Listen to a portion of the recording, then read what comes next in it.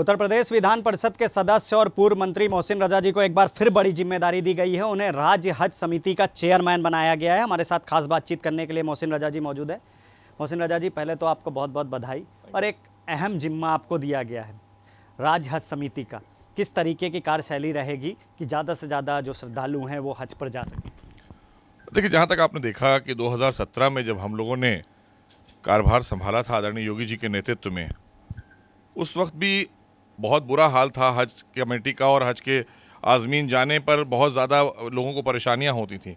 तो दो जो हज हमने कराए 17-18 और 18-19, वो अपने आप में अभूतपूर्व कार्य हुए थे। आपने देखा था कि पूरा हज हाउस सेंट्रली एयर कंडीशन किया गया था, लो फ्लोर बसेस निकाली हमने, और उसमें आज़मीन को ले जाना, उनके रहने का इंतज़ाम अच्छा करना, वहाँ पर सुचारू रूप से सारी व्यवस्था। अब तो हमने डिजिटाइज़ कर दिया है। हालांकि 3 वर्षों से लगातार हज नहीं हो पाया है कोरोना के चलते, पूरे देश में क्या पूरी दुनिया में नहीं हुआ है। इस बार उम्मीद करते हैं कि हज पर जाने वाले आज़मीन, हमें एक अवसर मिला है आदरणीय योगी जी की तरफ से, मोदी जी की तरफ से, हमारी सरकार की तरफ से, कि हम फिर से उस व्यवस्था को तेज़ी से आगे बढ़ाने का काम करें और अच्छी व्यवस्था के तहत आज़मीन को हज करने भेजें। क्योंकि हज हमारे यहाँ एक बहुत मुक़द्दस जगह है, बड़ी आस्था से लोग जाते हैं, खासकर मुस्लिम समाज के लोग, क्योंकि जैसे तीरथ पर जाते हैं ऐसे हज पर जाते हैं।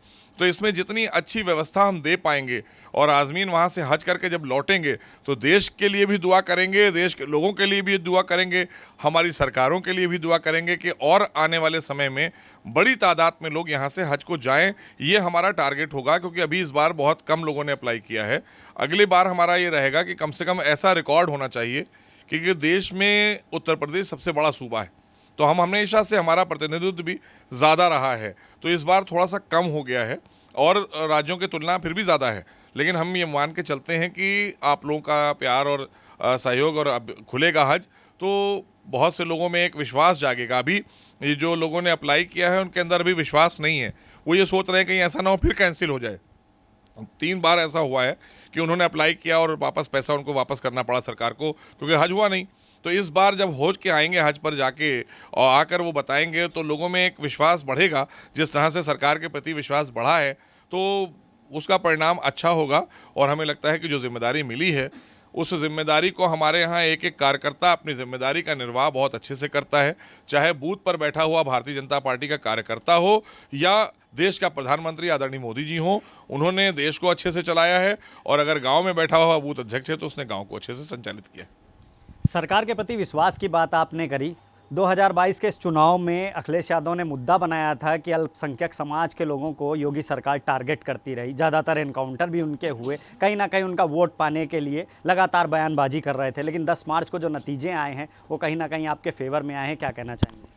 देखिए, एक बात आपको साफ माननी होगी, 2014 में परिवर्तन के तौर पे जिस तरह से आदरणीय मोदी जी के नेतृत्व की सरकार आई, 7-7.5 वर्षों में जिस तरह से आदरणीय मोदी जी ने गांव गरीब के लिए और गरीब कल्याण योजनाएं बनाई, उसका क्रियान्वयन तेज़ी से उत्तर प्रदेश में आदरणीय योगी सरकार ने किया, जिससे सबसे ज़्यादा आच्छादित हुए गरीब लोग। और गरीबों में अगर आप बात करें, हमने भेदभाव नहीं किया, तो भेदभाव न करने का परिणाम ये हुआ कि मुस्लिम समाज में जो दबे कुचले वर्ग के लोग थे उनको बहुत ज़्यादा उन योजनाओं का लाभ पहुंचा जो आदरणीय मोदी जी की थी, आदरणीय योगी जी ने उत्तर प्रदेश सरकार में बनाई थी।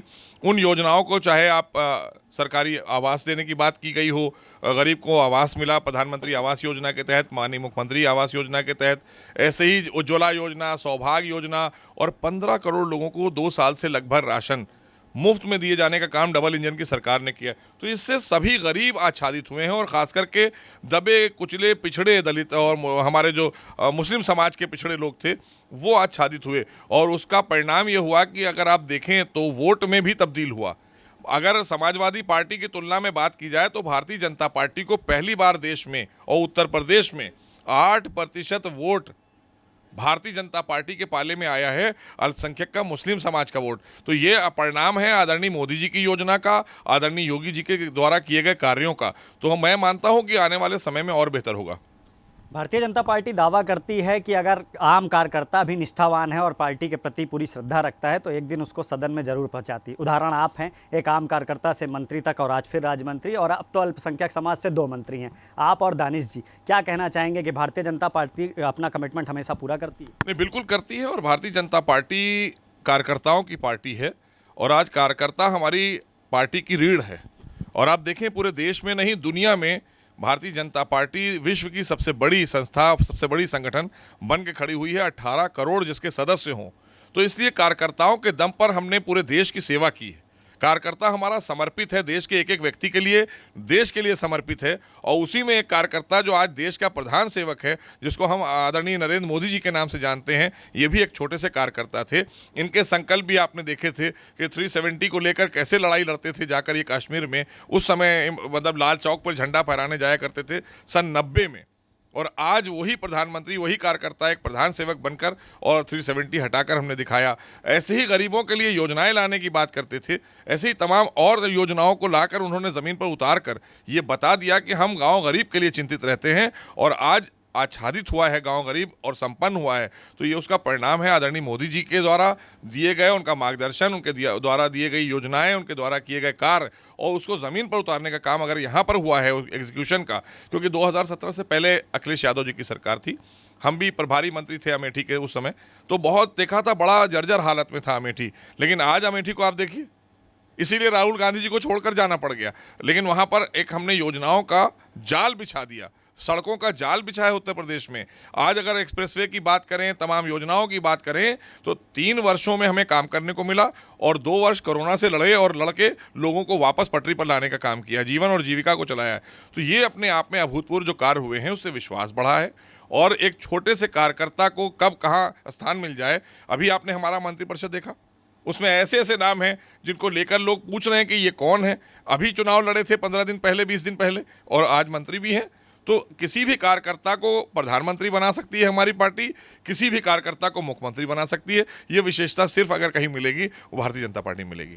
अंतिम प्रश्न है मोहसिन जी, हज कमेटी के आप चेयरमैन हैं। ये जो विभाग है, पूर्ववर्ती सरकारों में इसमें अच्छा खासा बजट आता था, लेकिन बजट हिडन रहता था और भ्रष्टाचार भी खूब होता था।